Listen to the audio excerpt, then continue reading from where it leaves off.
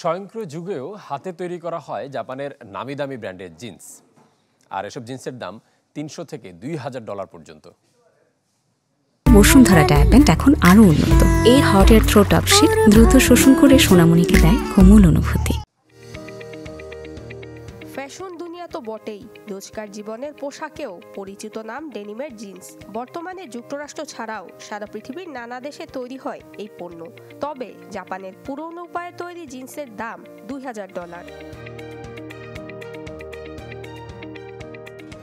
জাপানের মোমোটারো ব্র্যান্ডের জিন্স, যার একটি জিন্সের দাম $300 থেকে $2000।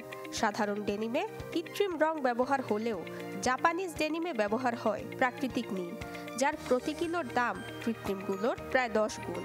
আর 1 কিলো প্রাকৃতিক নীলে রং আনা যায় মাত্র 15টি জিন্সের প্যান্টে। জিন্সগুলোর ডেনিম বোনা হয় হাতে টানা তাঁতে, যেখানে সময় ও পরিশ্রম দুটোই বেশি হয়। তবে সাধারণ জিন্সের ডেনিমের তুলনায় এই ডেনিম অনেক নিখুঁত, যা হাতে সেলাই করে জিন্সের প্যান্টে রূপ দেয় কারিগররা। শুধুমাত্র মোমোটারো নয়, ক্যাপিটাল, ওয়ারহাউসের মতো অন্যান্য জাপানি জিন্স উৎপাদনকারীরা অনেকটা একই পদ্ধতিতে জিন্স তৈরি করে। বাজার গবেষণা সংস্থা বোনাফাইড রিসার্চ বলছে 2029 সাল নাগাদ জাপানের জিন্স শিল্পের আকার $3.5 বিলিয়ন ছাড়িয়ে যাবে।